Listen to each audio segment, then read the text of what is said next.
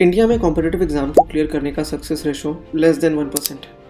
More than 1,800 made it to the interviews. 685 men and women finally qualified. अगर आप reserved categories में नहीं हैं तो आपको और ज़्यादा मेहनत करनी होती है। इनमें से भी ऑलमोस्ट 50% स्टूडेंट ही ऐसे होते हैं जो इन एग्ज़ाम में एटलीस्ट कंपीटिंग स्कोर के आसपास आ पाते हैं, क्योंकि मैक्सिमम बच्चों का इसमें इंटरेस्ट ही नहीं होता है। वो ये सब सिर्फ बिकॉज ऑफ पेरेंटल और सोसाइटल प्रेशर कर रहे होते हैं। Now let's go deep into this. और अगर आप एक स्टूडेंट हैं और आपको ये समझ नहीं आ रहा है कि मैं इस कॉम्पिटिटिव एग्ज़ाम की रेस में जाने के लिए एलिजिबल भी हूँ या नहीं, तो इसका सोल्यूशन भी मैं आपको इस वीडियो में देने वाला हूँ। अकॉर्डिंग टू NCRB, 2022 में अराउंड 13,000 स्टूडेंट्स ने सुसाइड कमिट किया। जब कोई स्टूडेंट एक कॉम्पिटिटिव एग्ज़ाम की प्रिपरेशन कर रहा होता है तो उसे साथ ही साथ मेंटली भी कम्पीट करना होता है। आप थ्रू आउट योर प्रिपरेशन कितने स्टेबल हो, जो भी स्मॉल सक्सेस और फेलियर्स आपको मिल रहे हैं, आप उनसे कैसे डील कर रहे हो, ये बहुत मैटर करता है। Time management, extra curricular activities, test practices, schools, classes, self study, proper sleep and health care और ऐसे न जाने कई सारे फैक्टर्स हैं जो आपकी प्रिपरेशन को बहुत ही ज़्यादा अफेक्ट करते हैं। अगर आपको अपनी प्रिपरेशन अच्छे से करनी है तो आपको एक कोचिंग की ज़रूरत तो पड़ेगी।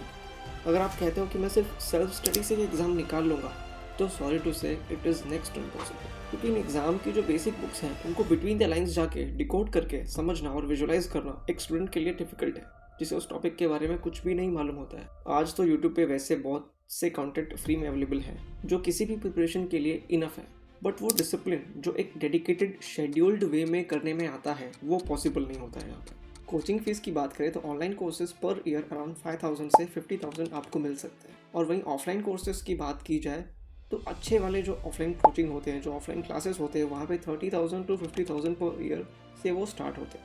इंडिया में कोचिंग इंडस्ट्री जो है वो बहुत बड़ी है और पिछले 1-2 सालों में जो ऑनलाइन कोर्सेज हैं वो बहुत ज़्यादा बड़े हुए हैं। तो अगर आप एक ऑनलाइन कोर्स बाय करते हैं, आपकी प्रिपरेशन 15 से 30 हज़ार में हो जाएगी, बट वहाँ पे सेल्फ डिसिप्लिन आपको खुद से रखना पड़ेगा, वो बहुत ज़्यादा इंपॉर्टेंट होता है। लेकिन अगर आप एक ऑफलाइन कोर्स लेते हैं तो आपको इसका एक्सपेंस अराउंड 80,000 से 1.5 लाख या फिर 2 लाख तक जा सकता है। यहाँ पे तो मैं कोटा की बात ही नहीं कर रहा हूँ, उसके बारे में हम कभी और बात करेंगे। तो अगर आप अपनी लाइफ का 2-3 साल इजीली निकाल सकते हैं, इसमें अपनी प्रिपरेशन में दे सकते हैं और ये कोर्सेज अफोर्ड कर सकते हैं, और अगर आपको अपने ऊपर कॉन्फिडेंस है कि हाँ मैं इस लेवल तक स्टडी कर सकता हूँ, आपको ये ट्राई करना चाहिए।